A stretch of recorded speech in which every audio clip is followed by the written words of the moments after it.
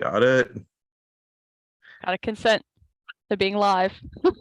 Well, yeah, you have no say. I could leave. You blinked. You're good. There we go. Okay, we're live. So yeah, welcome back. Like it's just I know we haven't done a show in God, it's been months. Yeah, we do still tolerate each other. That's not why we haven't done a show. We didn't That break that up. that, that yeah, we definitely haven't broken up. Yeah, we were never because we never were together. That's the secret to it. That's very true. Yeah, you never break up if you never get together in the first place. I think Yep, we solved exactly. So relationships. I think that's true. We're gonna now be a relationship podcast instead of a sports podcast. I think we can do worse. We could do worse. I think we have done worse actually. We probably have. I 3 hours I of still, rambling nonsense, I think we've done worse. well, two for you. That's true. Yeah, two and then nighttime. Like I want to do that. I still want to do that to you sometime. Like ask you to carry on that tradition. The good old Oh days. I mean, if we yeah, do like another show at like starting at 11 p.m., then no, yeah. no, not you sleepy. It was literally the fact that like your phone would hang up on you exactly 2 hours every time. Oh yeah, that's true. A couple times I did fall asleep before it hung up though. Yeah, I've that was true. I But mean, there's worse places to fall asleep. I have to say, if I fall asleep during yoga, apparently I snore a little. It's kind of cute. Like one of the girls told me in class the other day, like, oh, thanks, how do you fall asleep during yoga? Like because it's your like body's in we're uncomfortable positions. How do you fall no, asleep? it's during but yeah, yes, we're talking about this live on, which makes it better. When we would do a corpse pose or whatever. Yeah. You're just laying So, on your back and trying to basically, yeah. And then you yeah do more it's like like and breathing, you're doing meditating kind of yeah thing. Yeah. Okay. yeah I understand how and you fall asleep during that. it's after like 45 minutes working out too. So So your body's already like felt it, yeah had yeah it. Yeah. Understandable. yeah. So that's why that's yeah. I've been like living in the gym lately, which is kind of nice. Hey, whatever Like works. yeah, it's there's a but it's funny because I'm going like 5:50 in the morning, going and I'm there till like 7:30 some mornings, and then I work afternoons. and Oh as man, we talked that's about so off early. and as we talked off the air, I don't consume caffeine anymore. Which is still crazy to me. I don't know how I don't think I like I don't drink a lot of soda. And I don't drink like a super lot of iced tea or anything like that unless it's the summer and it's like today it's going to be 95 degrees. So obviously That drinking cold beverages, non-alcoholic cold beverages at least until 6 o'clock. Um, fair enough.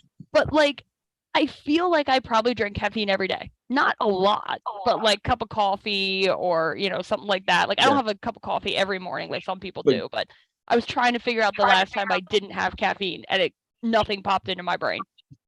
anything yeah. It's like literally about 4.5 months ago for me. That's impressive. I never got the caffeine withdrawal headache either. That's also impressive. But see, that depends. I'll get caffeine withdrawal headaches sometimes when I go from drinking. There's one place I go that has really, really strong coffee, and then I'll To drink just like the stuff you buy at the grocery store and you put it, you're Keurig and you're good to go. There's a difference. So like sometimes I'll get the withdrawal because I swear this guy that makes the coffee, he puts in like 5 scoops, and you're only supposed to use like 1.5 to 2, I've always heard you're supposed to five put a lot more than you're scoops. supposed to. Like you're supposed to make you put more than you're supposed to. I learned that from Alton Brown. You're supposed to like Depends. overdo it. Well, it depends on how strong you like your coffee, both in terms of the caffeine and the flavor, because you do get more flavor when you put in more. You know, some people like to drink coffee because they like the And caffeine I want to do a boost. coffee podcast. I like it because I like the taste of it. I don't so much do it for the caffeine. I do it for the taste of it. And the So 300 milligrams of yeah. caffeine don't hurt, right? Yeah, no, of course not. But yeah, so that wraps our food relationship yoga podcast. I hope you all enjoyed tuning in to our first and only episode. I think we did a really good job, and you know, this is the stuff that makes blooper reels. But normally Yeah. people do it before they go on air. When Or you we edit. see like the clips of you edit it out and then repost it kind of deal. But Yeah. Nah, we're not classy like that. We never were. Wouldn't be us if we did, Yeah, we're just yeah, authentically ourselves, and I think that's what yeah. makes our podcast listened by, millions and billions of listeners out there. Yeah, we're big. We're big in like big in Shanghai apparently. Yeah, so like Disney's one of our sponsors. So you see my mug here, I'm drinking this because Disney sent this to us because they're one of our sponsors. And Yeah, so we actually don't have to really work because Disney sponsors us, pays us a lot. yeah, we go to Disney World, Disneyland all the time. We're like Disney spokespeople, Hawaii and occasionally too. yeah, exactly. We go to Disney cruise, God, that's the great. biggest wisdom ever. Disney cruise or cruises in general? No, Disney cruise. Okay, I've heard the same. It's not. Okay, this is being a son of a travel agent. Like it's like yes, we're gonna talk about sports eventually. We'll get to it. It's cool. Disney doesn't own YouTube But yet, right? surprisingly not. I don't think they Okay, can. I think Google's worth more than them anyway. probably. But anyway, it's just the sheer fact a cruise isn't that cheap. I mean, they can be fairly decently priced, but like you add Disney, you add Disney's expensive. You Yeah. put Disney on a water, you're getting the Disney experience on water. Oh yeah, sure. It's everything is more because they're slapping their logo on there, so they can afford to charge you more. Simply Yeah, solely on that reason. and that's why I bring kids on board so they can get tackled by Mickey Mouse.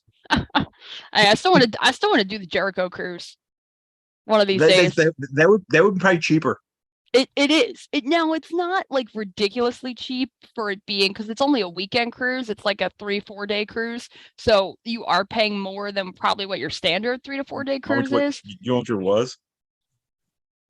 I looked the first time they did it, and I think the cheapest room, which was like a state room that you could get, was maybe like 1,200 Holy for 3 to shnikes. 4 days. So yeah, it went all the way up to like 2,200 if you wanted like Chris a Jericho balcony room or better be my whatever. butler too while he's at it for that price. Holy wow. So yeah, so it's one of those like all of those themed cruises, those big celebrity cruises that Oh they yeah, do, always cost more money because they can.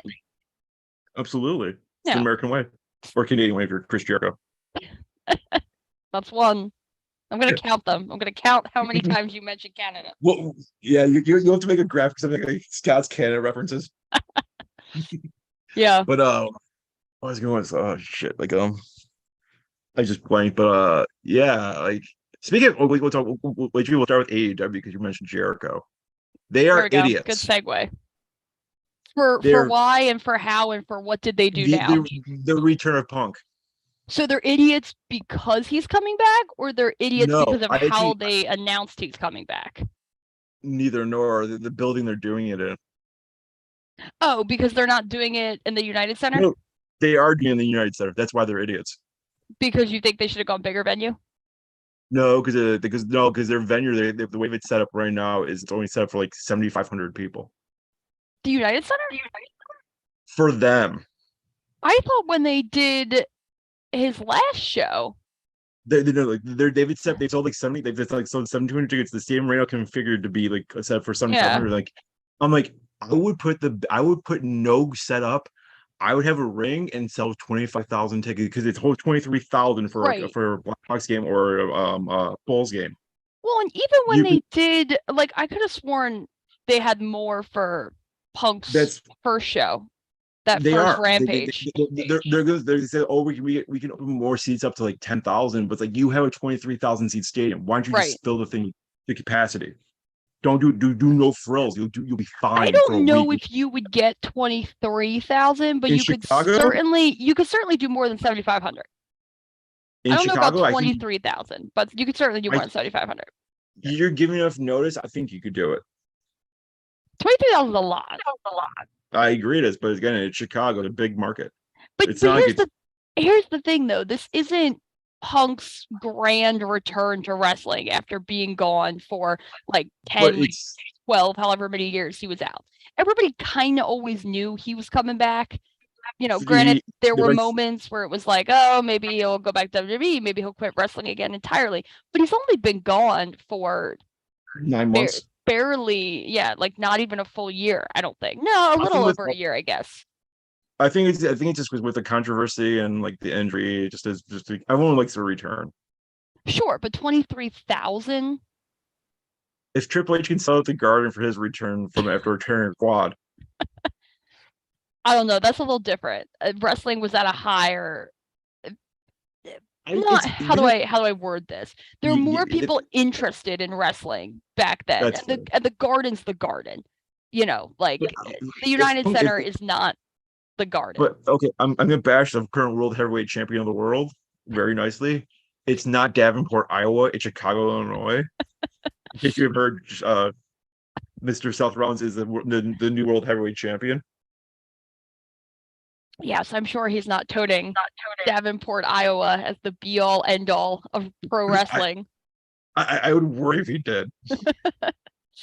But yeah, he won United Champions. He beat AJ. If you didn't see that or not, I did not see it, but I heard about it. Which honestly, it was never in doubt. Like I knew somebody tried to convince me very late in the process that Seth Rollins was too obvious a choice. So that they were, that was kind of the red herring, was they're making it so obvious. But also, it was a win-win. But here's my thing. Here's my thing as to why it was never in doubt. Because AJ's a SmackDown wrestler? Yes. Yes, 1,000 times yes. Stupid brand split, which also, like, let's talk about how quickly this must be the quickest the brand split has ended in the history of the brand split, where you already have AJ showing up on Raw, and tonight you're going to have Cody on SmackDown. So why even bother? Like, we do this. Why bother? Should have just hated titles as they had them, gone off on their merry way. Because now, here's the other thing. They've run into this problem that WWE does all the time. This new title does not have any lineage. They're not carrying over. I heard that they're not carrying over any lineage because the lineage still is with the belts that Roman has. They're carrying from the 2002 one. They're picking up from the 2002 one. So this is the same title as that, but with a fresh look. It's a big gold belt with a fresh look. Oh gosh. That's gonna like screw so many things up. When you try to go back and look at records and look at different things like that, there's too many lineages that just all split off in different ways.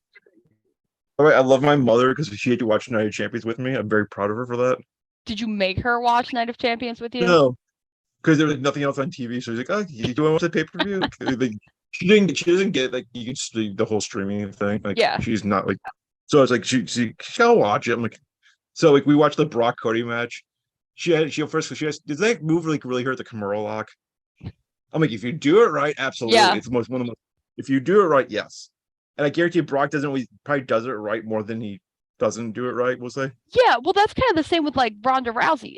They're the moves that in pro wrestling, they look less impressive because all you're doing is grabbing somebody's arm and holding it, grabbing their leg and holding it. But you can break a bone very easily with those moves. It's the comparison would be with Bob Backlund, if you ever watch his old the early 90s stuff with the crossface chicken wing. It's a submission move that's a legit submission move, and it hurts like hell. Yeah. I think submission moves for the most part are more dangerous and more like they're less impressive looking now that people are doing 360s off the top rope, but you can severely damage somebody more easily with a submission move. I didn't like how they did the Brock Cody match. I'll say that. I did not see Night of Champions, so you're gonna have to fill me in on how that went. He really did the Kimura to Cody and he passed out but they already had the big blow off with him like breaking Cody's arm on Raw. Like they had like a whole segment where like he hit him like with a beer keg and like it broke his arm. So was Cody supposed to be wrestling with a broken arm? Yes. He had like a nano cast or something on it, like which was like. I mean, I had no problem with them doing like the whole keg spot, which was fine. They Brock hit him with his arm with a keg on, like one of those like shutters, the steel shutters, which was fine. That was fine. But then they did like a signing and Brock put him in the Kimura and broke his arm. I said if they never did that and they just like they did like the Night of Champions spot and he broke his arm and he screamed out in pain. Yeah, you have to stop it in there. Perfect. Oh, sure. But so, I mean, they're setting for a third match. The best that I can guess, because I've been trying to figure this out since WrestleMania, and there were always two schools of thought that went through my mind. Because there's the thought that Cody's gonna win. There's no other choice. There's like, so going into WrestleMania, that seemed to be the direction they were going. But in the back of my mind, I was also thinking like Roman's pretty close to 1,000, and he's now hit that number. Like, I what if they are don't think they're gonna trying give to? Cody the championship. There's no way they don't. I'm pretty sure it was in his contract when he came back that he will eventually win that title. All the stuff that's happened with them being bought out and all that, who the hell knows? Yeah, true. But contracts are contracts. And even with new ownership, I don't think that necessarily voids the contract. Listen, I think he's gonna get the title. I think he will win it, but I don't think he only beats Roman. No. Oh, no. Honestly, at this point, I couldn't even tell you the one who beats Roman. I think they should make it solo. Guess, I think it should be solo. That would be different. Yeah. I mean, it's crazy. Gunther, my apologies. I misnamed him. Is, I mean, for what he looks like now, he is. I mean, for how different he is. Yeah. Oh, he's ripped. Did you see the picture? Yeah, you sent me the befores and afters. The evolution of Gunther. Yeah, the evolution. So. Yeah, but my friend, I said, like, he made some choices early on. I won't say it to his face, but he made some choices. He was a kid. He looks like, from my first picture, he looks like he's like 150 pounds lighter. He probably is. And he's like absolutely shredded. Absolutely shredded. Like, he is a guy. Now, granted, he doesn't speak that well of English, which has been an issue with Vince McMahon in the past.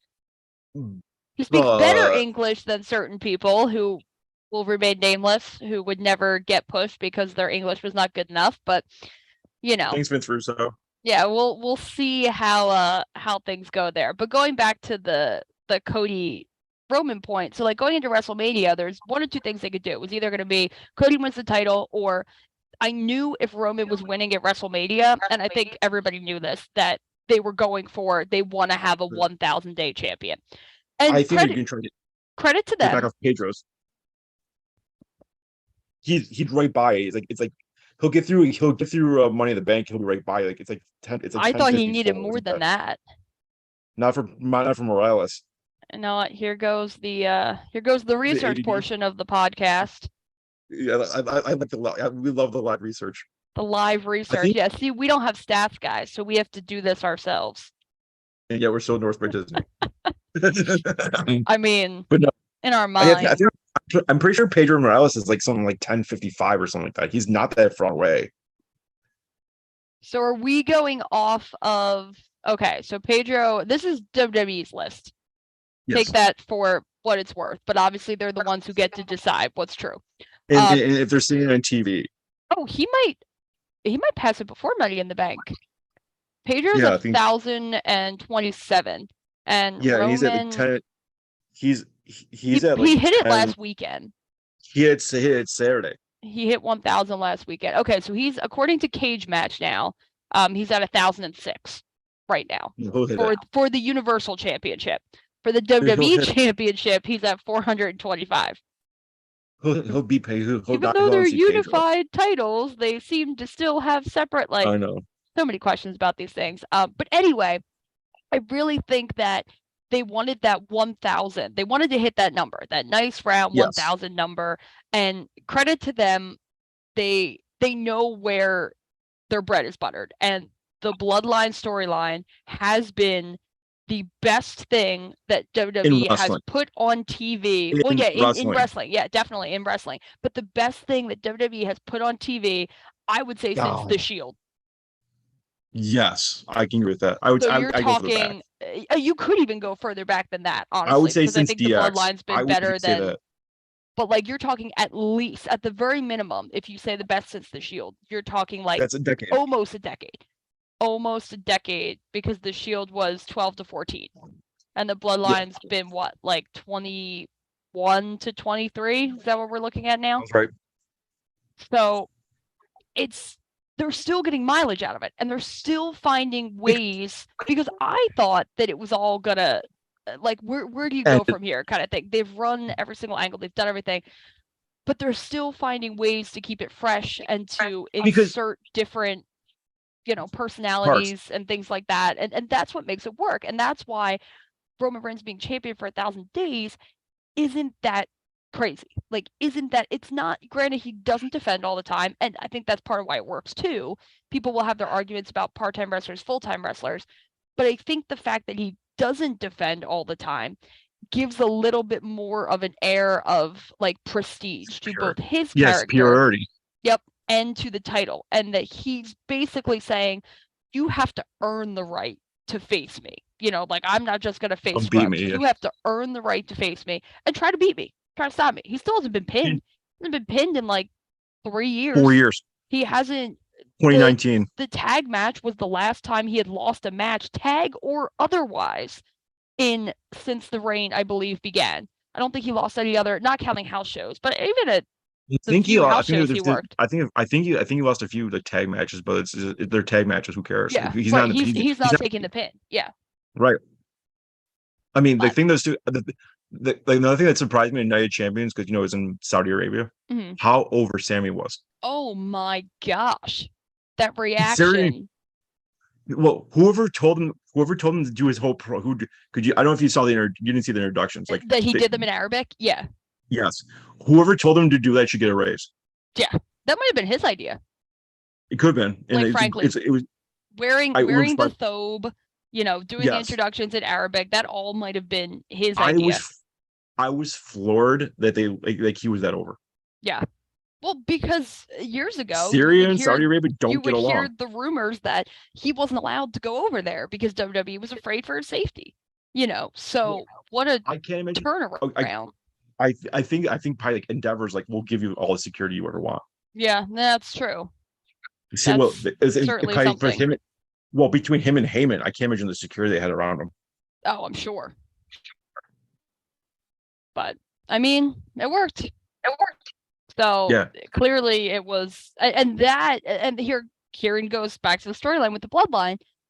That match was everything that it needed to be, and then some. I don't think anybody expected the finish. You thought this was Sammy Roman in Montreal again.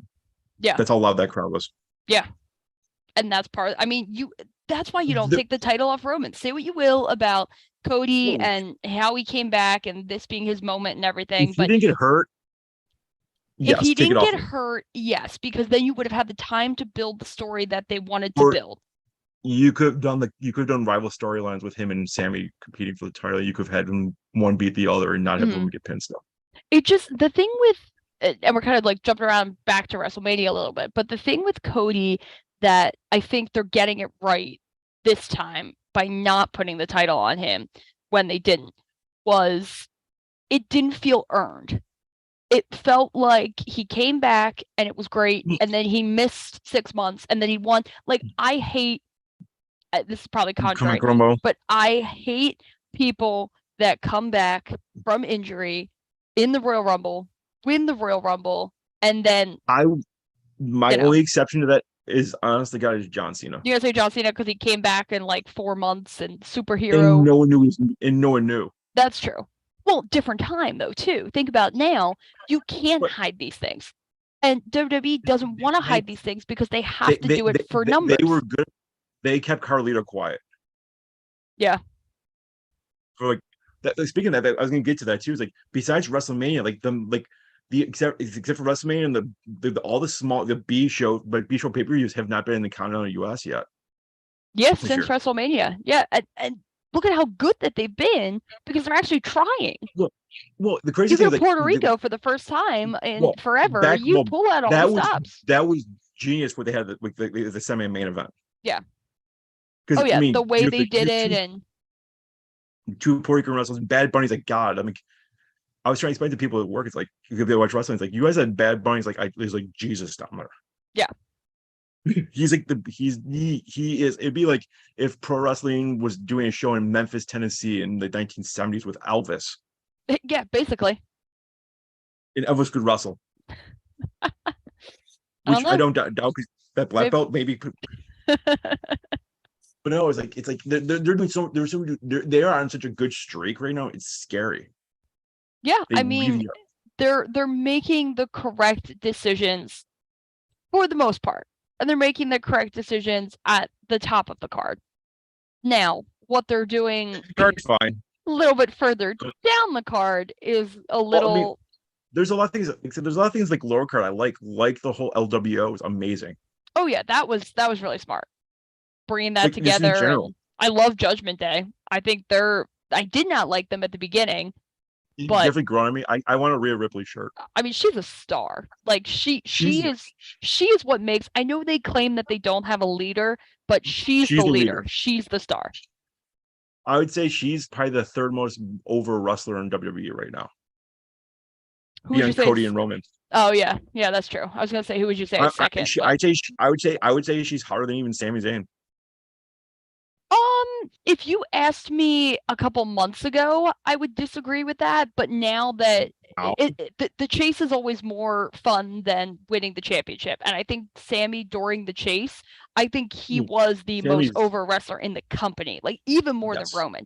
Now that the chase is over, now that he's doing the tag team thing with Kevin Owens, it's lost some of that steam. Not saying it's not good. I mean, those two, it's lost shocking that it took them so steam. long to put the tag team titles on those two in general, because that just always seemed like a direction they would go. Yeah. Yeah. But yeah, she's definitely more over than he is now. That's for sure. And like you said, I do want the shirt. The what? The I'm your mommy?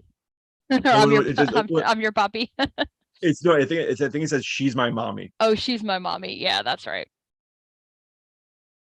And I still don't get how genetics work exactly, because Angie and was Collins and Rey Mysterio aren't exactly the tallest people, and yet he's 6 foot tall. I mean, I think, is he really Eddie's kid? I mean, we'll never know the difference between the kayfabe and the real life, and I mean, he kind of looks like Eddie too, so it's like there's that. Well, he's definitely trying to look like Eddie in this character. Oh, like, absolutely. He's modeled this character after, because he's a heel. His father was never a heel, like not in the same way. Well, not a real heel. I mean, they try to BS in WCW. Didn't exactly. Work. Yeah, that's why I said he wasn't a heel, because it wasn't like he didn't come out riding a low rider and cheating in matches to win. Like that's Dom. Dom is embracing. I don't care what I said. Dom's good. He's gotten better. He certainly, when he came in. Now, granted, that's like every wrestler. Like you're green, and he didn't have the benefit. He didn't have the benefit of going through NXT, like a lot of these other young wrestlers have. Like he was, granted, he probably got better training through his father and through Booker T and the other schools that he was going to. Like he learned from legends. Not that the people at NXT don't learn from legends, because they do, bring in those people, but like he had personalized one-on-one training, so he probably got better training than if he had been in NXT. But when the one thing he didn't really have when he came up was he wasn't confident in his character, and breaking away from Rey, like doing this whole I want to be on my own, gave him the opportunity to figure out who he is outside of being Rey Mysterio's son. Well, I was gonna say also, it's like, I mean, with NXT too, you get the whole shebang. You don't just get, okay, I'm gonna wrestle more, which doesn't hurt. You get promo class, and that's what I don't think he had. I think he's literally learning that on the fly. I mean, let's be real. Rey wasn't a great promo. No. I mean, Booker depends on which promo we're talking. Depends on which era Booker. Yeah. If we're talking like 1987 WCW, we should like just go. We just pass. We just go right along. We go right along. We don't acknowledge it. We go right along. I showed to one of my coworkers that promo, because he never saw it, and he's African American too. Mm-hmm. Oh, I think he was supposed to say "sucker" there, possibly. Yeah, I mean, it was a different time. You could get away. Not that things were right or things were wrong, but you could get away with them. Yeah, whether they were right or they were wrong. You still see his face. Oh, I screwed up. Yeah. As he saw, he said, "It's like, oh." But so much better. I mean, imagine that had come from a white wrestler. Like that would have been horrible. At least it coming from Booker T, there was, because at the time there was more of a culture, like you say certain things to, well. Because he did say it that one time to Booker. He shouldn't have. He absolutely shouldn't have. Right, but you're especially considering he's from North Carolina. He's from the South. The man thought that he was God. He still does. That he could get away with whatever he wanted. So Not so good. He practically has. Yeah, kind of has. And he outranks Dana White in the UFC. Like Yeah. the whole, and you don't know if you saw this tier, like he's like on a higher level. Oh, I thought they were Grant, like the same. no. Oh, interesting. Well, because Dana White was like, he was never like, he was like the president of like the UFC. He never had this, he never owned it. Yeah. So he was on a lower, so they kept him around because he's a great figurehead for the UFC. Oh, sure. He's their Vince McMahon to a lesser degree. Yeah. No one will ever be Vince McMahon. And Dana White will admit that. Yeah. I love the story of what Vince did to him. If you've never heard. No, I don't think I have. So they gave each other tickets to event. You know, Dana gave Vince replacing someone else front row tickets to their show. Cool, awesome. Vince gave him like nosebleed seats. Dude, that is such a power move. That is such a power move. He's like, man, he's a dog. Like, he got me good. He big timed him for sure. Absolutely. Sure. That's amazing. But like that's Vince for all of his faults, and the man certainly has a lot of them. One or two. He built, you can't take away from what he did. And there probably would not be pro wrestling the way that we know it today. Pro wrestling would be dead without him. Vince McMahon. Yeah, that's kind of what I was getting at. Mainstream, let's say mainstream, I'll rephrase that, mainstream televised American wrestling. You'd still have like your small indies. The NWA would still, they'd still be around, and there's pros and cons to that, but there's that element of he made it so that people could actually earn a living, like being a wrestler without the Montreal transitioning to Hollywood. Without Montreal, WWE dies in like 2003, and WCW dies as is. Yeah, probably. Because no one cares. Yeah, you needed those elements of. We don't get the megastar of Vince McMahon. I'm separating. Oh, sorry, the megastar of Mr. McMahon going against the Joe Everyone and Steve Austin. Yeah, that's true. Yeah, and that was a huge. You want to talk about a period that reinvigorated wrestling after the golden era. And then it went through its, the 2000s were not so great. Kind of been in a bit of a lull. As much as like people criticize this time, it's like, I mean, it's like watch the early 90s WWE. Yeah. Oh yeah, for sure. Painful to watch. Well, when you compare, that's like watching an old movie now. Like you cringe sometimes when you see the graphics and you see the. Well, the only thing I really cringe about like in the past, like the 90s with wrestling, is honestly just the chair shots. Yeah. And the whole like logic of our, like, it's kind of like our show in the sense of like, oops, it was live. Yeah. Well, he was the one who said it. Can't screw up if it's live TV. That's a Vince McMahon classic. So VKM, thank you, man. I love you. He pointed to the sky like he's dead. He's crazy. That's what people do. We look up to the sky like, yo, respect, man. It's that mustache, man. It's that mustache. It just kills me. Yeah, it certainly doesn't make him look younger, or older, or anything.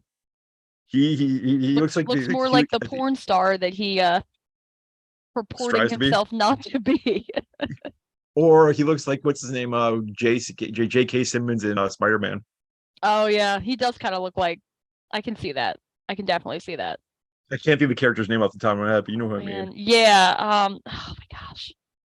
Yeah, he's the head of the Daily Bugle. Yeah. What the heck is this? It's like a rhymey name or something like that. I can't think of it, but I know what you're talking about. Yeah, it's like I think they made so many jokes about that when as soon as he came out when he sold WWE off, well, half of WWE off. Oh man. Because he still owns like 49% of WWE. Yeah, he's just not the majority owner anymore. Yeah. Which we'll see. I mean, look, there were real fears. There were very real fears that they were going to sell to KSA, and that would have been a deal breaker for a lot of people. You would have seen a lot of people. You would have seen a mass exodus of wrestlers. Leave, wrestlers and fans would have left WWE over that.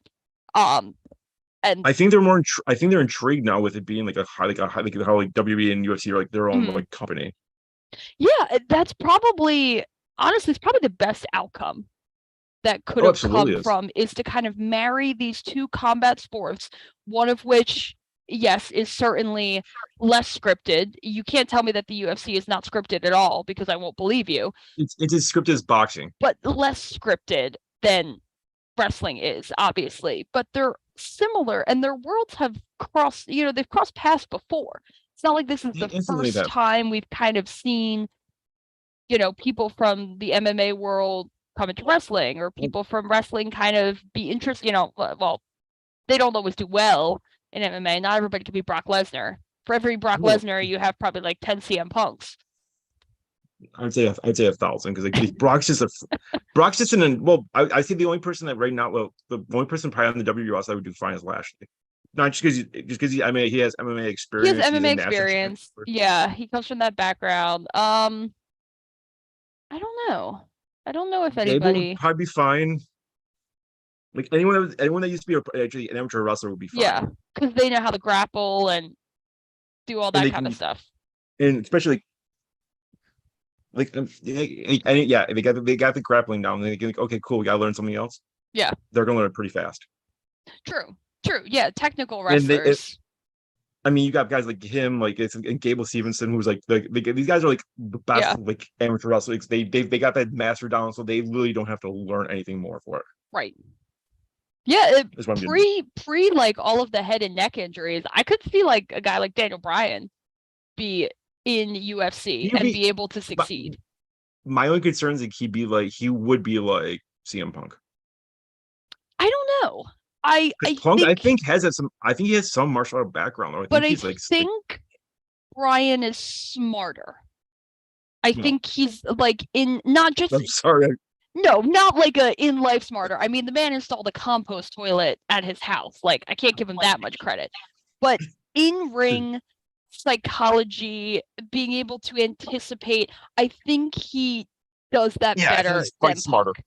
And I think that would suit him well in a MMA kind of situation. Yeah, so sounds about right. Like, so WWE's doing a lot right. Yeah. Oh, sure. And like we talked about how, like where wrestling would be and all that if not for Vince and everything. Say what you will, even people that complain about the product, WWE is making more money now than they ever have before. And I think they're the only company that actually is making money. AEW is weird. Yeah. I don't think they're losing money. Or they're losing a lot less. Yeah. I think because they haven't made a big flashy signing in a while. I'm not like no, Punk doesn't count. I mean in the sense of like because I can't imagine what they're paying Punk. $1 bajillion. Well, speaking of Punk, did you hear what AJ at Raw in Chicago? Yeah, backstage. Still, as far as AJ, it got people speculating. Is he gonna break his contract? No. No, he's just visiting friends, as pro wrestlers are apt to do. And did talk to Triple H. Oh, I didn't hear about that. Yeah, they had a civil conversation apparently. Oh, well, I mean, I think he's a guy that one day, whether he comes back to wrestle or not, he's gonna be inducted into the Hall of Fame. And I think it's why probably why he did it. Yep, I think this is the starting of the repairing that bridge. That's what they said. Like he was like even with Triple H, he's like he was very apologetic to him because I'm sorry how he left. Which for him to say is like gigantic. Right, because he's the ego guy. He's the guy who it was never his fault. He didn't do anything wrong. Maybe now he's realizing because even like after the whole fallout, like he didn't do anything wrong. It wasn't his fault. It's everybody else's fault. But it'll be very interesting to see because I've heard now, it's wrestling. There's rumors all the time everywhere. I've heard that the reason why like they're doing these separate shows is there's going to be some sort of a brand split, not necessarily a hard and fast. Well, WWE's is the hard and fast brand split. Punk anti-Punk split. But basically, yeah. So like he gets his show, that he gets to run the way that he wants, and he doesn't have to work with the elite. So we'll see. My only gripe is like they should. The only thing they That's should split up really is bad if your locker room is going to be split based on one guy. Like that's really not a good. the only thing I position. would. The only thing I would done. I mean, I wish they should get rid of Rampage on Friday nights. They should. Just getting rid of Dark and Elevation on YouTube is not gonna make a difference. You don't need 3 shows. The only thing, I'd be fine if they kept Rampage, but made it like Ring of Honor Rampage, and actually had like a true Ring of Honor show. It's not a bad idea. I think that would work. Well, yeah, and have it if you're gonna do the brand split, make it like ROH and make it Ring of Honor, make it AEW, make it 2 separate shows. Here's my thing: if you're gonna do a brand split, do a brand split and make it true. Do not make exceptions to the rule. I get and try to bring guys that fit in the culture, like bring someone back, like make like Nigel McGuinness. I think because he works for them now. Well, make him the head of build your shows differently. Yeah, like, that's the other thing. When WWE first did their SmackDown Raw after their first draft. No, not the very first one. After SmackDown went live, and they did that second brand split, and the shows were essentially given different identities. Like SmackDown, based kind of going back to like the SmackDown 6 era, like SmackDown became the wrestling show. That was where you saw all of the, the better matches, and you put like all your technical guys were on there. Raw was the performance show, the entertainment show. Not that there wasn't good wrestling on there, but they had separate identities. The stages were different. The lighting was different. The camera angles were different. They felt like 2 different shows. Now, couldn't tell you the difference. I watch SmackDown, I watch Raw. It doesn't matter. If you sent me Raw, told me to watch it on Friday night, and I didn't know it was Raw, like if I didn't know that certain wrestlers were supposed to be certain places, I wouldn't know a difference. I'd be like, oh, it's Friday at SmackDown. Like, that's my issue. I'm totally fine with a brand split if it's actually a brand split. Not this whole, the last time around was like, oh, we're going to have like a couple times a year where they can go to, like, okay, that's fine. You made that rule. But then you broke the rule. So this time around, it didn't even last that long. They just make pay-per-view neutral ground. It's not hard. Yeah, exactly. That's totally fine, because I don't think we don't need a pay-per-view per brand per month. That was insane. That's not sustainable. Yeah. If they did every other month, some of the best pay-per-views during that era, though, were the SmackDown exclusive pay-per-views, where you actually saw 3 women's matches on a show, which was unheard of. You still can't believe they got 3 out in Saudi Arabia. Yeah. Despite it was like, I mean, it's evolving. I mean, Rhea Natty was a joke, but still, there's 3 matches. Rhea Natty was basically, we need something quick for Rhea Ripley so that she can look dominant and continue, because they had to switch the titles. Is, the Bianca, which was the other stupidest thing. You do the brand split, and you literally, like, why didn't you switch the titles before the brand split? Everybody knew what was going to happen. Everybody knew Asuka was beating Bianca, and like, I liked how they did it. Well, how they did the match. Yeah, how the finish went down. It was creative way how they handled it. Yeah, I did not see. She, you know, they did the whole mist thing. Yeah. But she sprayed it in her hand and she rubbed it in Bianca's eyes. Oh, interesting. Yeah, it's like it was a different way of doing it. Yeah. Well, there's a rumor that they're gonna turn Bianca and the Street Profits heel, and they're gonna kind of be like a thing together, like put her with her IRL husband, and yeah, I think that would be good. Make her like make her be somebody to challenge the Judgment Day. Make her like I'd say make her like a stereotypical, like not nice word for a female dog. Like make her like the alpha B. Yeah, because you already have one of those right now. Well, Ronda. Yeah, that barely counts. But she's just kind of there. She's kind of in the way. But yeah, she'd be like I got screwed. She had to cheat to win. Yada yada yada. Yeah. So then she decides, she's like, well, that's what people are doing around here. That I'm just gonna can't beat them, join them. You know, Make her the HBIC. Make her the HBIC. Yeah, yeah. No, I think that would be a good character for her. I think she would do that well. I mean, but just well, for I gotta stop you. We do have one alpha female, and it's Rhea. Yeah, but again, she doesn't feel like she doesn't feel like an HBIC character. She's like above that. She's the queen, and sorry to take away from her. She's the queen of the world. Did you watch Raw on Monday? No. The way that she interacted with Seth Rollins, like she's on a different level. I love it. Although I did see the Shawn Michaels spot. That'll be forever funny to me when they do that, especially when it's like, I don't know what Seth's supposed to be, a heel or babyface, and he's like a tweener, I think. He's being Seth, and it's the best way to say it. Yeah, basically, he's like his own kind of category. Because I don't think he's supposed to be a good guy or a bad guy. It's just some people like him, some people don't like him. Yeah, but it's not. He's not like authority Seth when he was clearly a heel. He's just kind of like, he's arrogant Seth Rollins, and you're gonna like him, you're gonna hate him. But just for going back to the brand split, so the brand split was done April 28th was the Raw, and May 1st was the SmackDown. So they split the rosters. By May 1st, everything was split. Not even a month later, not even 3 shows later, had you already broken that by having AJ not only just show up on Raw, but he wasn't just there to like shake hands with Seth Rollins and leave. He wrestled a match, and now Cody is gonna be on SmackDown tonight, and it's just I can't. Why even do a draft? You didn't need to. You could have done a separate title. You still could have created a title.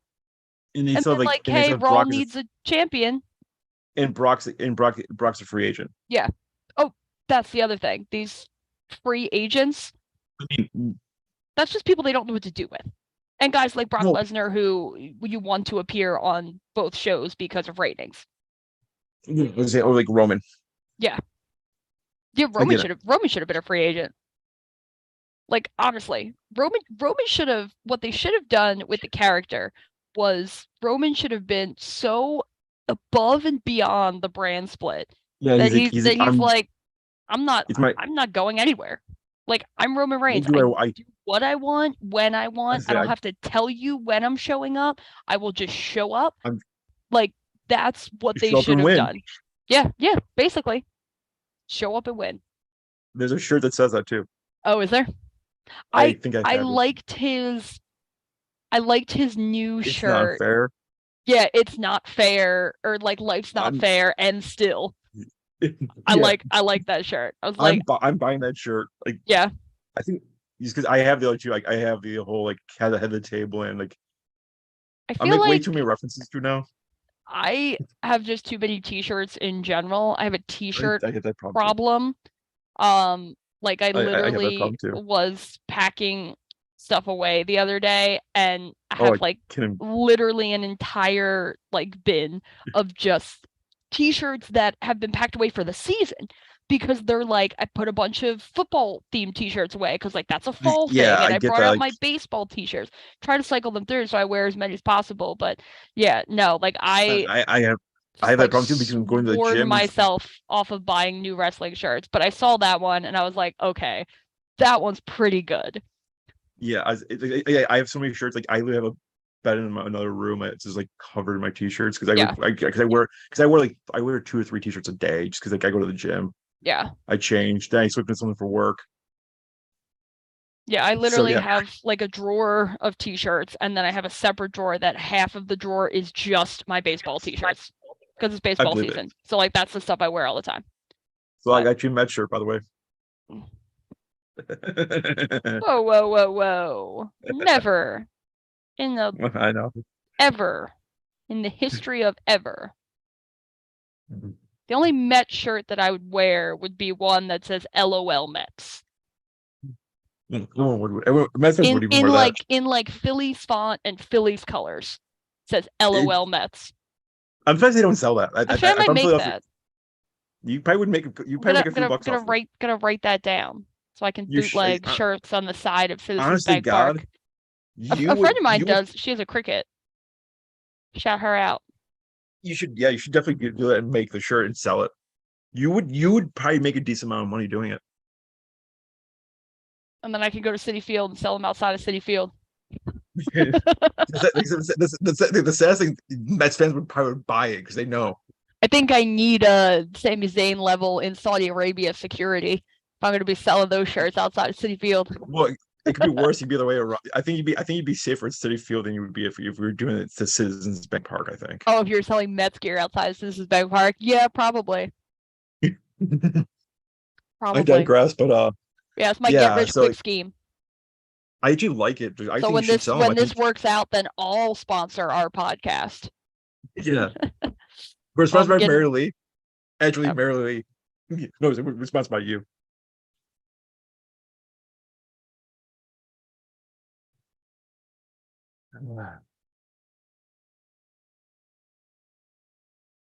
And we probably lost it for 2 seconds or so because she probably got a phone call or something.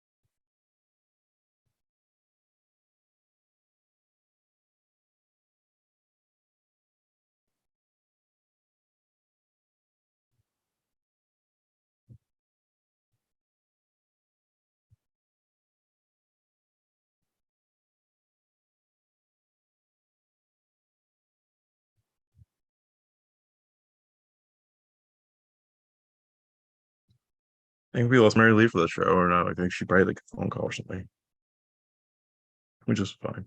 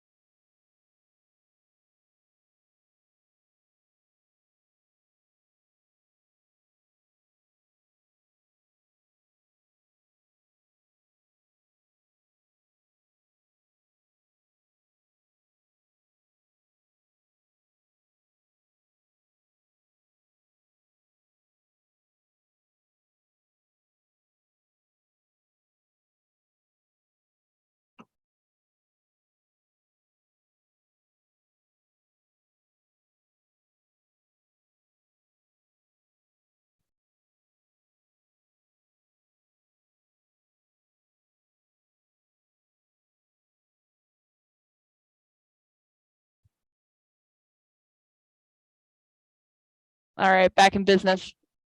Welcome back. I'd have to walk away abruptly like that. I had a knock on my door. And it was me, sadly. I'm a little far away. Yeah, that would have been kind of impressive if you were literally there and also there. I would have had some questions. Like, where's your DeLorean, young man? Like, yes, and how, and so many questions. So where were we? Where were we talking about? You were right. We were winding up the brand split. We were brand split rant. Yes, that's right. Yeah. So I think the brand split as a whole is a good idea. I think it gives additional wrestlers a chance to, like, especially if AEW does it right, because they have the most bloated roster of wrestlers than any company has. Like, they employ like 150 people. Show. So if you have 3 shows, have 3 brands. Like, literally let all these other guys, especially now that you're killing Dark and Elevation, because that's where your kind of lower tier wrestlers were wrestling. You know, you're gonna have people now that just sit on the roster and don't do anything. So hopefully, TW. Yeah, hopefully they do it like a real brand split. So we can move on. We'll talk about other things fast because we were talking about an hour about WWE and pro wrestling and MMA and we were going to. Yeah, it's us. There's clearly nothing else that's going on for us to talk about in sports. You know. I mean, the Nuggets did. No NHL finals, no NBA finals, no Stanley Cup finals, no NBA finals, no biggie. Basically, those seasons all ended when our teams lost, so it's all good. Yeah, that's true. Yeah, but no, you want to talk a little basketball. I think it's really funny that, and this is, I'm just gonna rag on Boston for a little bit here because they gave us our lumps, so I can enjoy this. Because the Sixers should not have lost Game 6, and they literally did not come out of the locker room at halftime at Game 7. That's a whole separate issue. The fact that Boston lost 2 Game 7s in the same, so they became the first team first city in history to lose 2 Game 7s in both NBA and NHL. And they both in the same year, and they both came against Florida teams, which, like, I didn't even think about that piece of it because when the little meme was circulating, it didn't mention that they were both Florida, and I was like, oh yeah, the Bruins lost to the Panthers, and the Celtics lost to the Heat. They both share an arena too. The Panthers and the Heat share an arena? Oh, I didn't know that. Yeah, they both play. They play both at the American. I think they both play at the American Airlines Arena. Formerly known as or currently known as FTX until they figure out what the heck they're going to rename it. Pretty much. But no, I thought that was really interesting. The Celtics and the Bruins share an arena too. So, TD Garden's both Bruins and Celtics. That's kind of funny. But yeah, they were like this close to having like logistically planning issues if the Avalanche actually made the finals in the West. Yeah. Could you? What would they have done? They would have to literally book 2 championships in 2 arenas. That would have been crazy. And you have to plan out 2 7-game series in 2 arenas. Yeah, that's a bit of a logistical nightmare. You think your job sucks? It's bad enough. Like the Phillies. So after the Eagles schedule came out, the Phillies they announced that they were moving one of their games because of the traffic. Game? The traffic that would have been the case you couldn't do it. No, because of everything being, I mean, I love the sports complex. I love that all 4 teams play in the same you couldn't do it. General area. But no, because the last time the Sixers had a playoff game and the Phillies played on the same day, took a friend of mine like 4 hours to get home when it normally would take her like an hour. So I think they learned their lesson there. But back to most teams do that. Like when Baltimore's got if they both got a night game, they don't have an Orioles game the same night. With Kansas City's got a night game, they don't put an Orioles game. Yeah. Royals game. Yeah, or you try to schedule it so that you're on the road when they're at home. I mean, I like that, but I hate that. It has its pros and cons. Yeah. Sometimes it's just easier for a team to move its game a couple hours than to like literally try to figure out when you're going to be on the road, when you're going to be at home. So yeah, we'll talk about my fun week 2 weeks ago when I was at the PGA for like 43 hours. A day. Well, that's why I joked to my boss at work. It's like, I took a week off of work to work more hours than I usually do. Yeah, To that's volunteer something for. you would do. That tracks. Yeah, he's like, yeah, that's exactly what he's like. That's like you written in a nutshell. But the biggest challenge was Saturday morning. That was the hardest. That was the hardest thing that was the hardest thing I ever did. So what were you doing at the PGA? 3 of the days I was doing caddy services. So I was basically shuttling caddies between the golf course and their cars. Because players and golfers and caddies do not drive together. Interesting. They got the golfers have their own like the caddies get their own rental car. First So of all, basically, the golfers get like VIP, and the caddies just get whatever is around. SOL. Yeah. The caddies get. I mean, Uber. Yeah, we've had a few of them. But and I also scanned tickets. That was pretty fun too because I made because the first day I did one of the days I did scanning tickets was Saturday, and I don't know if you watch any highlights from Saturday's PGA champion. It rained from 7 o'clock in the morning to like 6 o'clock at night. Like pouring rain, or like it was not enough so that they could postpone it, but it was consistently heavy pouring rain all day. Gotcha. I heard there was a hole-in-one. Yeah, I showed you that hole-in-one. Yeah. That was crazy as hell. Were you close to it when it happened, or? Yeah. So what was I took my friend's son. It's one of the loudest yelling ever. Yeah. Oh yeah. But the thing is, they had to recut the hole because the way it went straight in, it hit the lip of the cup. It straight down, so they had to recut the hole between shots. Interesting. And he didn't. He generally did not know that went in. Well, I mean, I feel like most golfers don't know they get a hole-in-one right away. Well, because he's like, why is Rory hugging me? Because like I went in and Rory came over, just gave him the biggest bear hug ever. It was like a Bailey hug, for like a better words. Why is Rory hugging me? Did the ball go that far away? Because like sometimes when you hit like the pin, it's like a bad thing. Like this flag. Because I've done it once or twice. I hit the flags like and it bounced like 40 yards away, and you don't know where the hell the ball went. Yeah. This thing just went straight in, and it was like the coolest thing ever. No, that's pretty great. But yeah, but like I say, no, I was the entertaining ticket taker. We'll say naturally. Well, I was inspired by another ticket taker I had on a Thursday morning. Was interesting scanning tickets. We'll jump back a couple days. Thursday was the first morning I did that. I did Thursday, Saturday, and Sunday. But then I got to like do whatever I wanted Sunday afternoon. So I watched the final round. It was pretty cool. We had frost in Rochester, New York. It was 32 degrees at first tee at the opening round. Yikes. They were scared. Yeah, so they had to delay it for 2 hours, so they couldn't let anyone in. We had people because there were two entrances. One of the entrances was like a side entrance, like if you like Ubered or like whatever. Yeah. Or if you were a volunteer, you went in that way. And the line was 4,000 people long and on that side. And they were nearly to the highway, which is 2 miles away. That is crazy. Yeah. So that happened, but so and one of the guys was doing this thing. So like, you know what? I'm gonna steal this because it's funny as hell. It's good. It's entertaining as hell. I'm gonna go with it.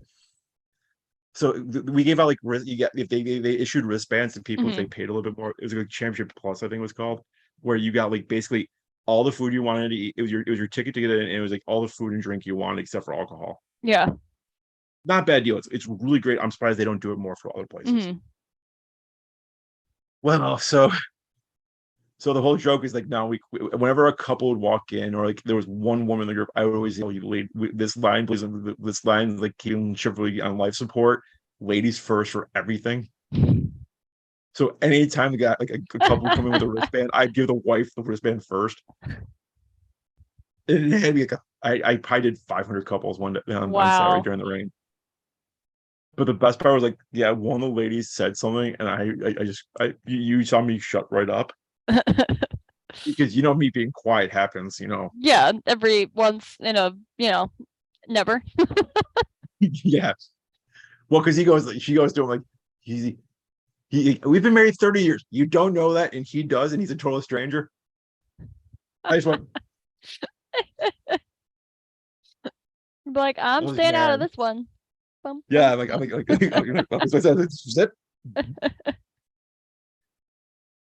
Yeah, like the ladies like appreciate that. They got said they had a good laugh at that. Or someone like they're like, damn straight. Oh, I that's love it. Like, funny. yeah, so like all in all, it was a great time. Like other than Saturday, the weather was great. It was like other than the frost warning in the morning, it was like 75 in the afternoon. It was some days it was kind of toasty. Yeah. And you add 250,000 people. Oh, sure. And the craziest things like you don't realize if you don't work at a golf, if you ever see it on TV, you don't realize how much production goes, especially a major, Mm. how much production goes in. They were like, because I was talking to one of the guys like Thursday morning when I got there, like, when you guys finished last night, because they were still putting shit together at like they said they finished at 11:30 Wednesday night. The golf tournament Wow. goes live. I Yeah. mean, they were doing practice rounds like Sunday through Wednesday. Mm. They were working still on they weren't working on the golf course. They were like the sites, the save, like the people Yeah. like controlling population basically. Oh, yeah. Planning big events, it's because all people see is the The final finished product. product. Like you don't see, and now granted, I've done nothing to the scale of 250,000 people at PGA Well, it's college, Championship. but But yeah, you've like done college commencement. commencements and yeah, like there's a lot that goes into behind the scenes. I mean, we start working on that And almost after the one commencement ends. There's a little bit of summer, and then pretty much we start working on the logistics for the next one. and I'm not dumping where you work, but you're not exactly like I said, you're not a temple or like a Oh yeah, for sure. It's I'm definitely saying a I'm smaller. just sheer skies. Yeah, It's not like not to give away your location, but it's like you're not like a temple, you're not St. Joe's. St. right. Joe's isn't that big, but you're not a temple, you're not a Villanova. Yeah, You're we're talking like maybe 1,000 to 1,500 people on campus compared to them having 50,000 tons of things. people on Yeah. campus. So like I said, nothing to the scale of that. But if that much effort goes into production of a smaller event, like I can only Oh God. imagine. That's what alcohol's for. Yeah, at the end of the event, everybody relaxes and you pat yourself on the back for a job well done. Yeah, so so it was it was a great week. I had a good time. But the reason why Saturday morning was a challenge, not just because of the rain. My friend Richie got married the night before, and we were there till like 11 o'clock. Mm-hmm. And of course, he texted me the week before. He's like, I'm having an open bar, right? That's the closest I came to like breaking my caffeine streak. Yeah. Because I mean, we were out to like Because when 11 you got o'clock. up the next morning, you're like, I well, I was consulting all my friends I've worked with at like golf events. I'm like, should I even sleep? yeah, He's like, that's how true. long?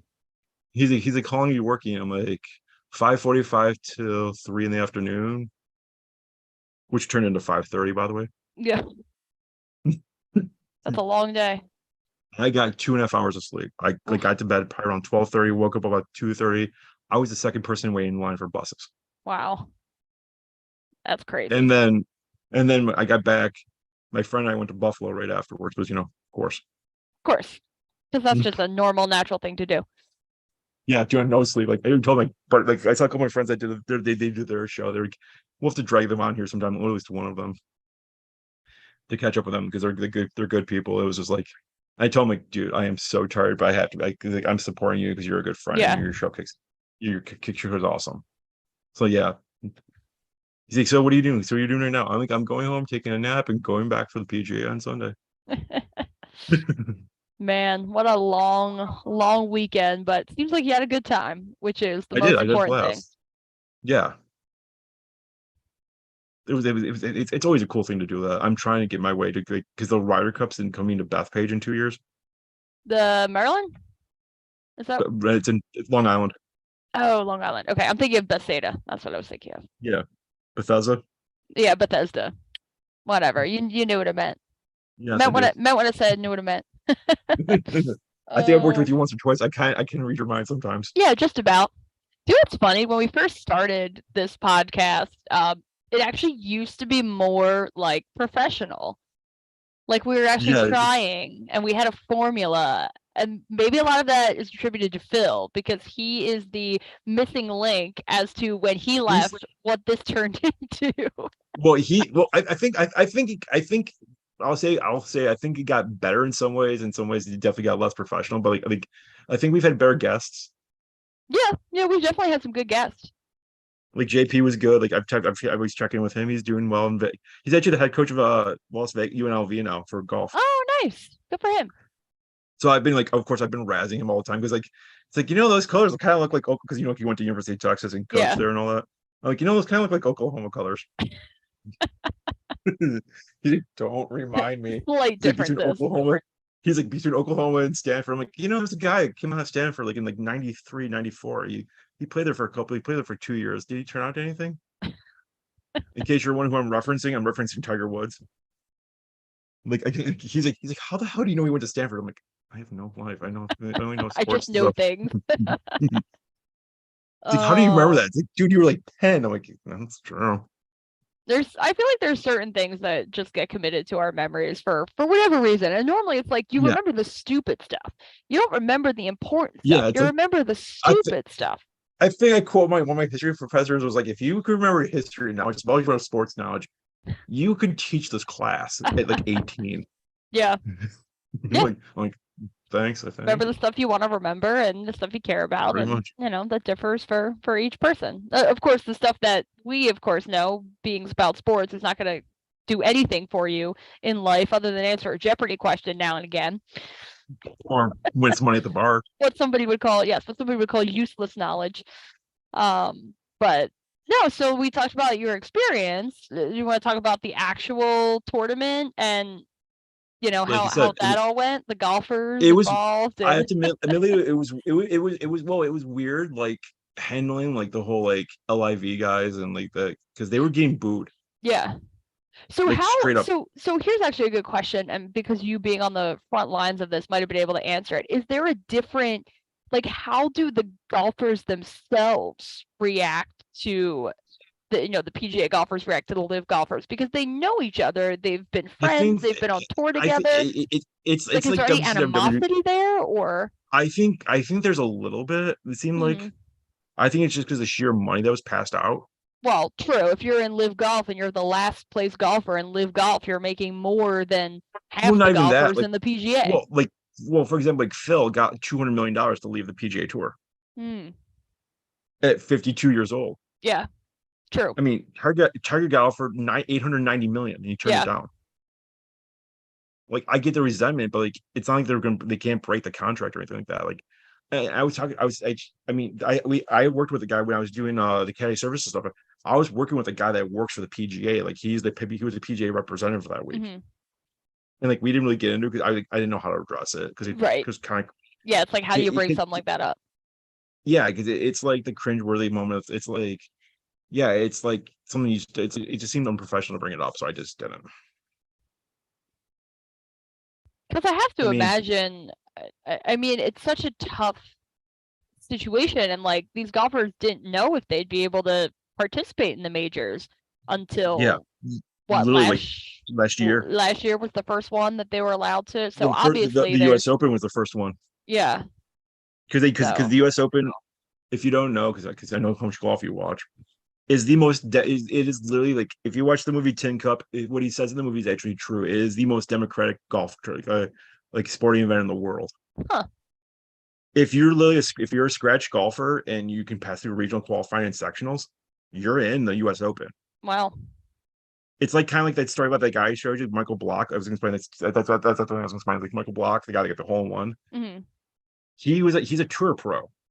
He literally means like he literally works at a golf course and trains people to golf. Like he Yeah. would give you he'll give you, it'd be like if you went to your golf course by your house and you got golf lessons and the guy who qualifies for like the PGA Championship and gets a hole in one in the PGA Championship. That's a pretty incredible moment. Especially because he finished like 11th, so he's in next year's PGA Championship in Valhalla. Mhm. Like he gets like in a couple exemption, like he was at like last week's golf tournament in Dallas, the Colonial, and like all the golf tournaments are like giving them opportunities. Like, hey, we're gonna make a sponsor exemption. You're more than welcome to come if you want. Yeah. Yeah. Like I mean, Canada, he's gonna be in Toronto next week for the CBC, the okay. Canadian Open.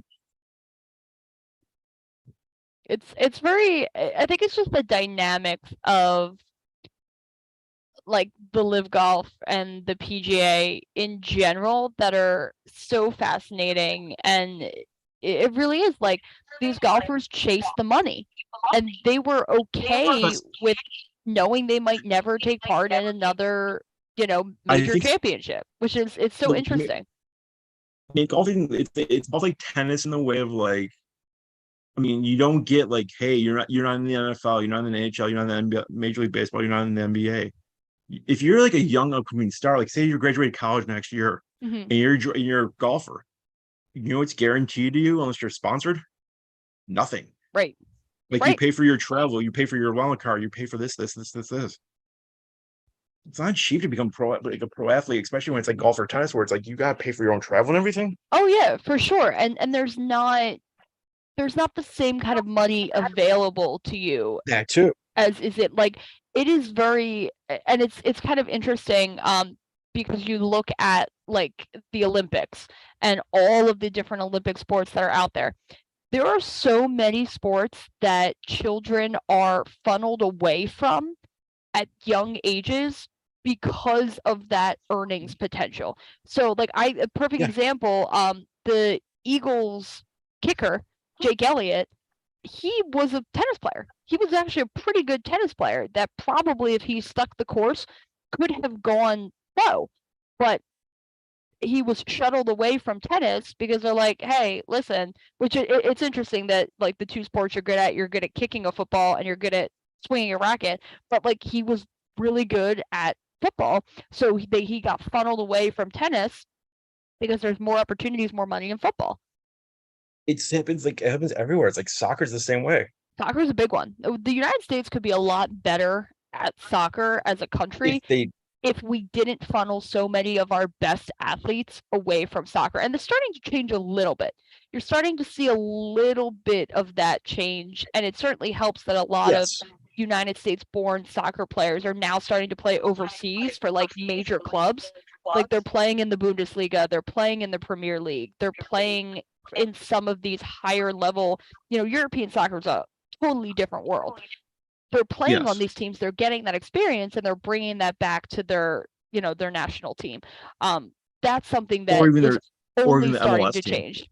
Well, if they're playing overseas, they're not also on an Right, but MLS I'm team. saying right, but I'm saying like, after their contracts up and they're coming back stateside, and Oh, then sometimes sure. And I think too, since you mentioned the MLS, the growth of the MLS goes hand in foot with all of that because you're also seeing athletes, like talented athletes, go to the MLS not when they're 40 years old and it's the end of their career and they're going for the payday. Like this is no longer the David Beckham League where you come here just now. Granted, you are going to have situations like that. There was talk that Messi might be coming to NYFC or Inter Miami.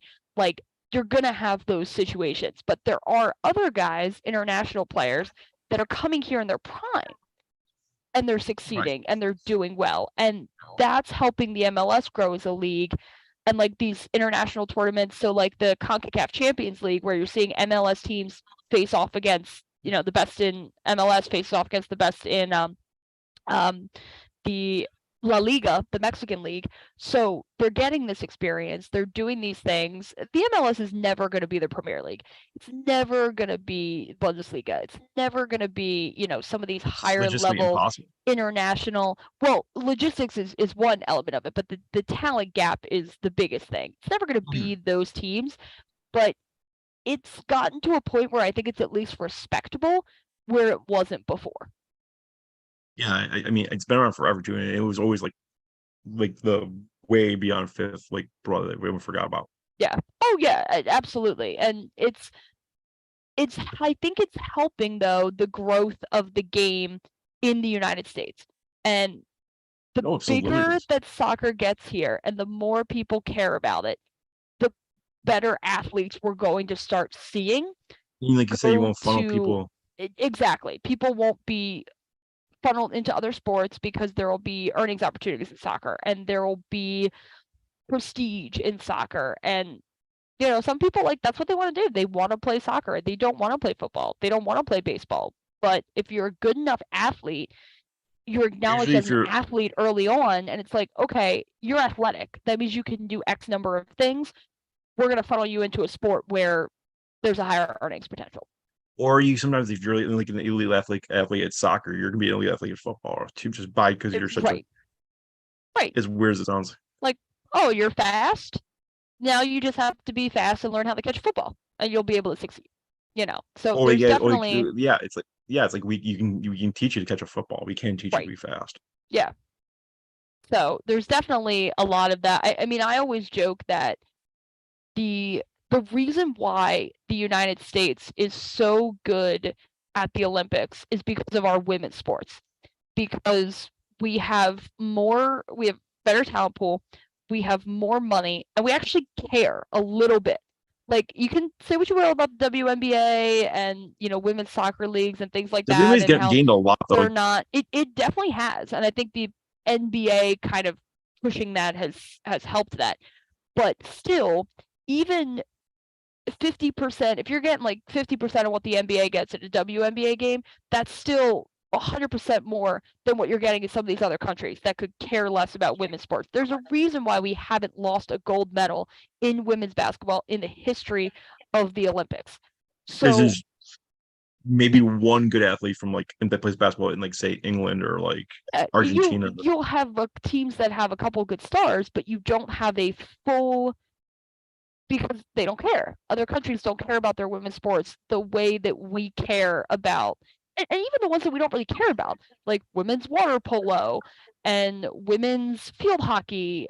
Like, we care so little, but that little bit of caring is enough to actually. That's the reason why, Infinitely like, more. even when we don't win the medals in all those sports, our women's teams qualify more than our men's teams do in some of the same level sports, because there's not as much competition, and that little investment that we put in is more than so many other countries. So I Yeah. always say that about the Olympics. If the United States wanted to win every gold medal in every sport, they could. We have the ability to invest. We have the facilities. We have the facilities, we have the money, we have the sponsorship, like all these different things. We choose not to. So we're choosing because there's not as much money in diving, and there's not as much money in men's volleyball. Like, we choose to invest in the sports that are, because sports at the end of the day, people can say what they want. Sports at the end of the day are business. They're big business. The owners are in it to make money. The owners are in it to make money. And there's more money to be made in television contracts for football and basketball and baseball and hockey and even soccer. Well, look at why do you think WWE and AEW are doing so well? Yeah. How many sports too? It's like television deals are gigantic. It's 100% TV deals, and to a lesser, it used to mean more, but to a lesser degree these days, live attendance numbers. Like the majority, most of your money's coming from TV revenue. Like, if you had one of those pies and you broke it down. God, I can't imagine TV. That's even true of even we talk about it's every sport now. It's I mean, just think this year, every game for the we didn't talk about this, but the NFL schedule is every game was a free agent. Yeah. CBS, Fox, NBC, ESPN were all bidding for every game, which I think is better. I think that's the way to go. I mean, it's still weird. It's okay, though. It is still weird watching an AFC game on Fox. I know you're so used to going to CBS for AFC, and yeah, or it's weird watching the weirdest thing to me by far, hands down, in sports is for TV rights is watching the American League the American League playoffs on TBS. Yeah, true. Hands down, the weirdest goddamn thing. Well, because TBS was the Brave station. So that's what TBS used to stand for. It's a joke. Yep. My this will date me, and I don't really care. My favorite thing to do as a kid when I watched baseball was when the Braves played the Cubs. because like 2 channels apart was WGN and one was the TBS. Yeah. So I would, because you would get the TBS broadcasting, you get the WGN broadcasting, you get Harry Carey one and the guys from right. You get the different commentators and yeah. And the Homer calls are just great. Always. Like it's Harry Carey's losing his mind because Sammy Sosa hit another home run, and the TBS guys are like, "That." Oh man, one of the greatest commentators right there, Harry Carey. Yeah, including the parody Harry Carey by Will Ferrell too. Yeah. Yep. That is true. Do you think the movie's made up? But yeah, it's like so. Yeah, golf. Like, yeah, like I said, the Nuggets won last night. I saw like they destroyed Miami. Oh yeah, the final was they won by 11. But if you watched the game and didn't just read the box score, the Nuggets won the first 3 quarters. Like they went into that fourth quarter with, I think it was a 21-point lead. It was over. And honestly, there's a point to be made about, and I think this is a really good, I said this the other day, I said, if you want a good example for the rest versus rust argument, which people always make in sports, you will not have a better example than this series, because you have Denver coming off of a sweep, and you have Miami coming off of playing 7. And we'll have it in hockey too. Yep, there's 7-day difference in how long since the Nuggets last played a game compared to since the Heat last played a game. And it's the opposite in the NHL because like Florida's had like a week off too. Yeah. Yep. So it's definitely no. Granted, I'm not one of those people that solely buys into one argument because there's so many other mitigating factors, not the least of which is the altitude. And it is very true, even though it's not outdoors, the way that when you play it, you're going Coors between Field, Miami and Denver. That's a huge altitude difference, and I think you saw that last night. Not saying geography there's geography in Florida. If you've been to the state of Florida, I have. It's really flat. It's at sea level. Yeah. Like the highest point's like 300 feet above sea level. Yeah. Yeah, it's a huge jump in altitude. Even if you weren't going from that low of altitude to that high of altitude, they always talk about that in football.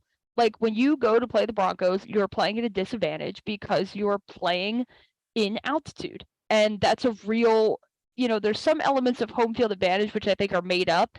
There's other elements that are very real, and that's one that's very real. And that's what you saw last night. The Heat did not come out as the same team that they had been. Now, granted, it takes a lot to go up 3-0 and still almost lose, like to drop 3 in a row and,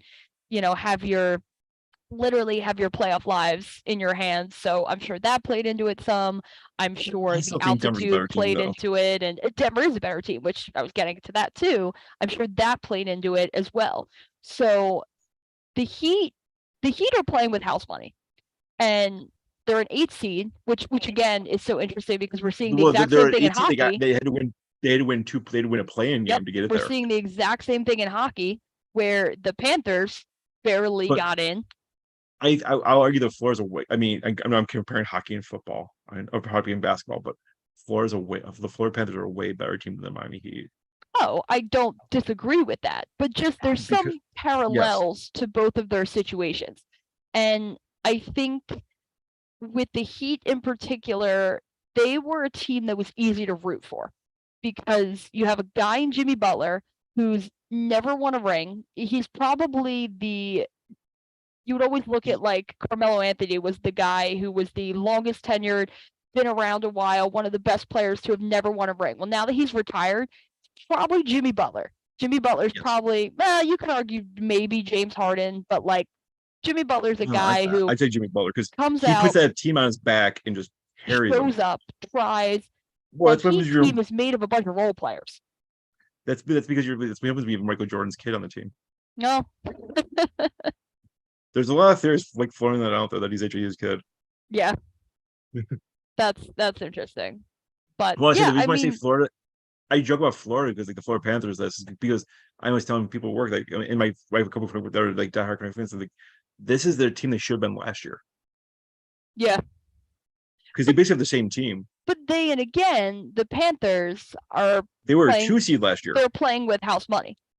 this is Vegas's title to lose. And it's pretty incredible when you look at the fact that this team has only been around since 2017. And they made it to the Stanley Cup Finals their very first year as an expansion team. And then they made it to the Western Conference Finals, and now they're back in the, like, you don't see that a lot. You don't see expansion teams have such early and such sustained success. I think the reason why is because like the NHL's like got it right after like how many times they had got it wrong. No, true. With expansion teams, because like I think I've even sent it to you. If not, I'll send it to you again. If you watch the whole thing with when the Ottawa Senators came back in like 91, 92, no, it was 93. It was them and the Tampa Bay Lightning came out the same year. Well, they came back because they were the original 6 team, and they went away and they came back. Yeah. And so many things went wrong for them. It's like to say it was a comedy of errors, it would be an improvement. Like they had like everything on their laptop. Mind you, this is 1993, so you know. Yeah. Great technology with the laptop. Their laptop died. Oof. And they didn't print anything out. Oh man, that's brutal. So they were picking from memory. Wow.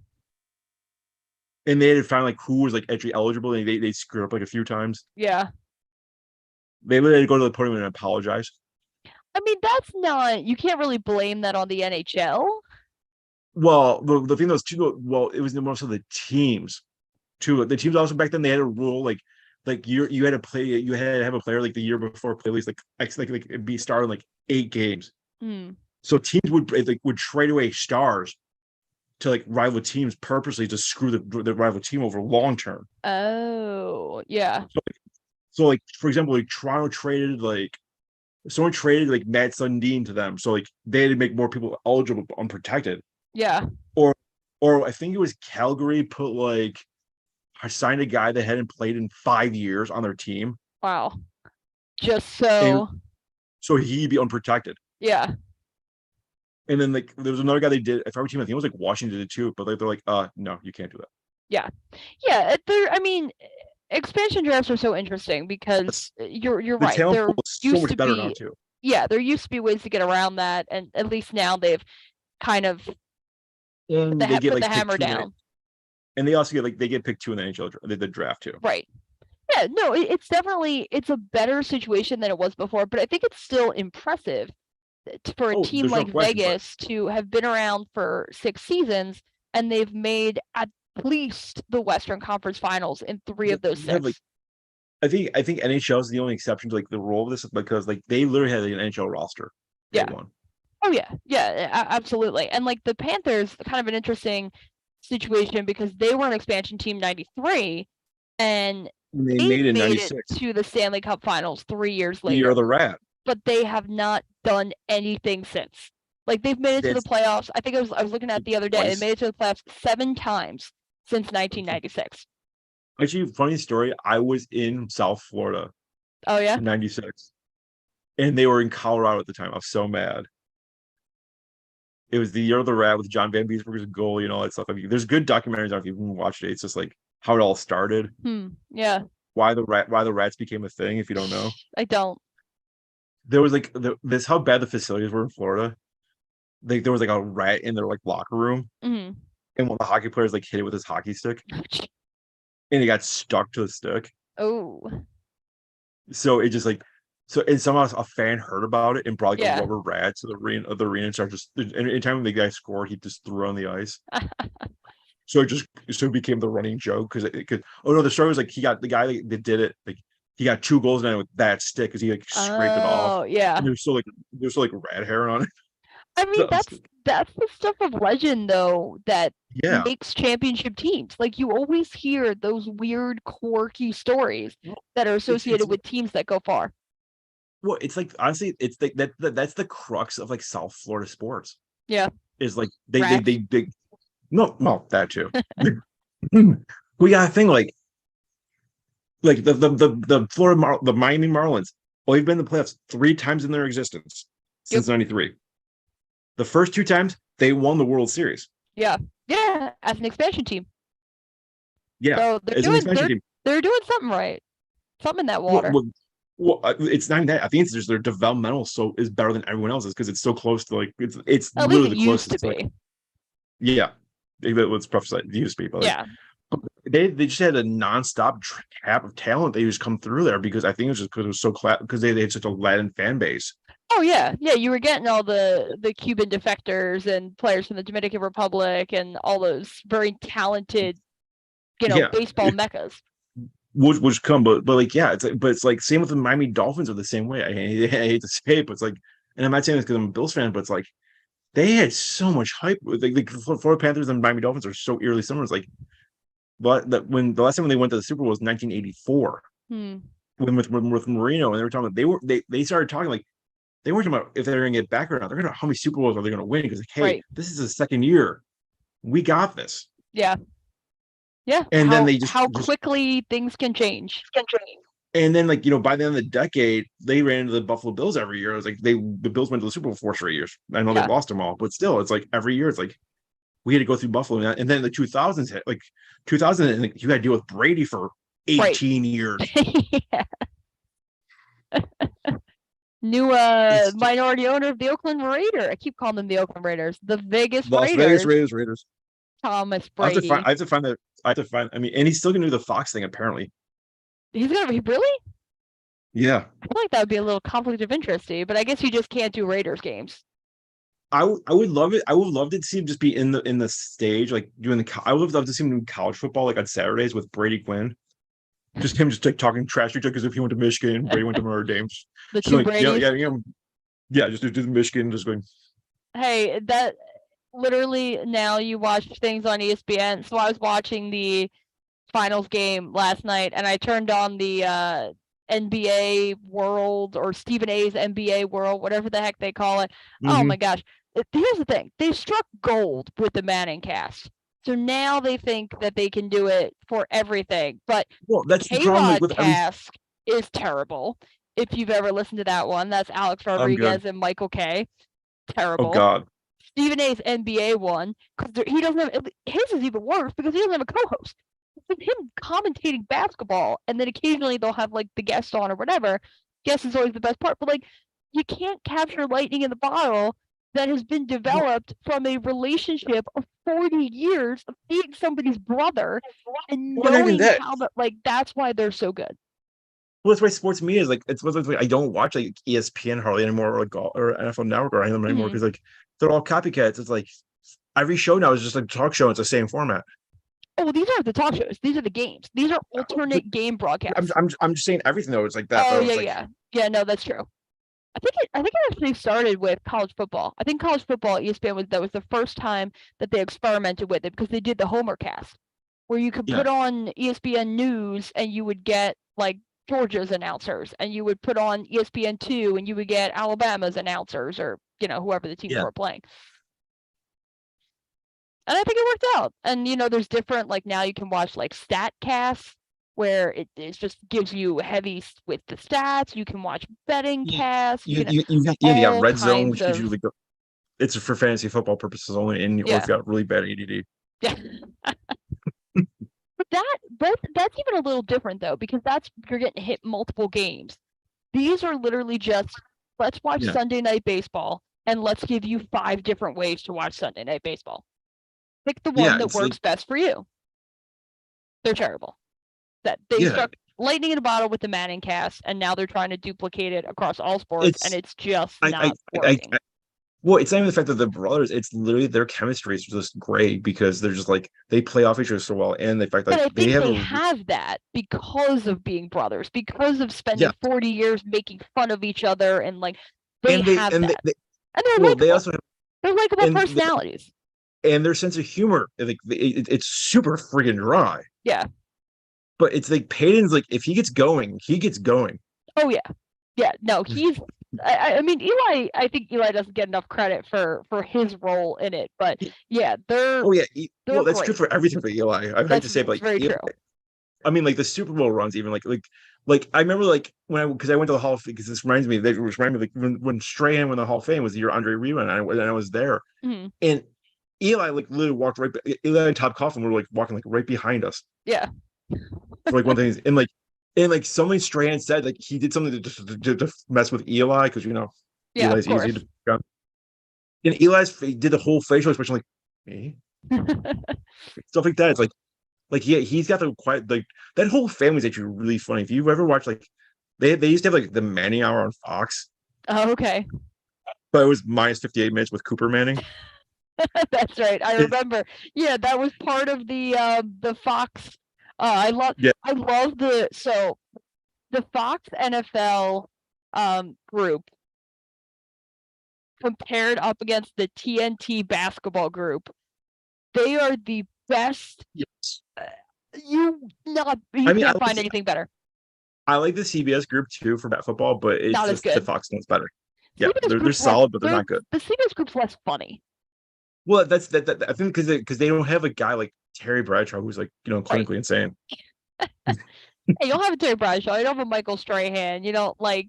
It was like I said, with the Manning. I remember they did the one with Buffalo. They did with Kyle Williams. If you watch it, just don't watch it at work. Oh, jeez. Well, they make some Rex Ryan references and his parent Oh like yes, life in life. his fetish, Yes, I remove didn't want to go there. reported, Yes, whatever we want to call it. yeah. Yeah. It's but like it's like the whole family like is like I wonder if they get it from the mother because I don't see like Archie being that funny. Like he doesn't have like the whole like dry humor like that Peyton Cooper and Eli have. Yeah, I mean maybe like in his younger days he was, but you definitely don't see that from him now. Yeah, I mean, but like Cooper's like Cooper's insane. He's I think they had he's him a on crazy. I think they had him on the Manning cast one time I as one of don't doubt it. their as one of their guests. But and like they have the commercials with the Well, Manning family and that's also because Peyton just loves making fun of Eli. yeah.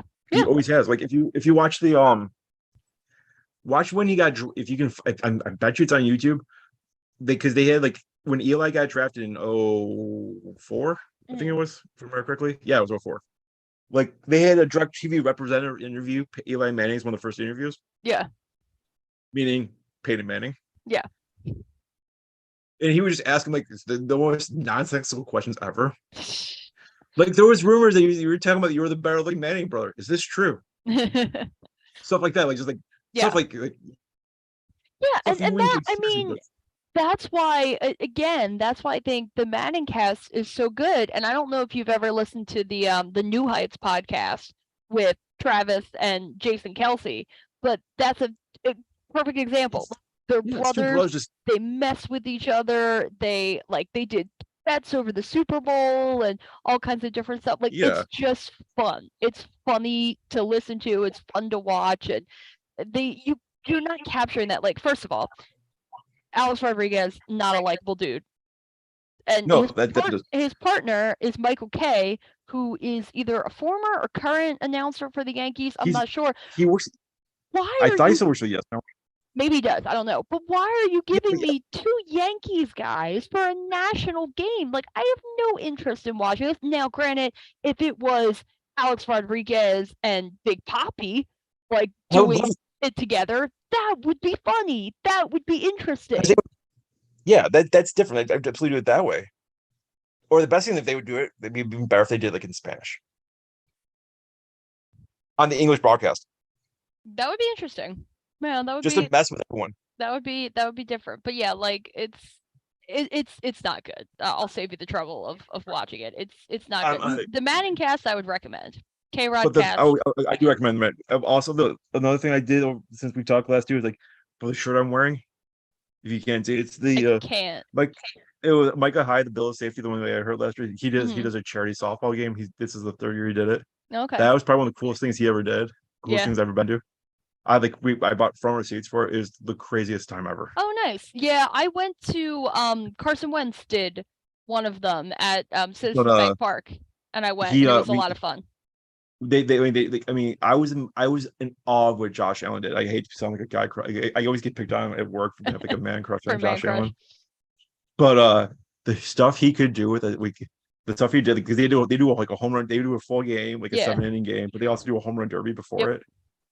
And Josh Allen hit a softball. I've never seen a ball go that far. He's an athlete.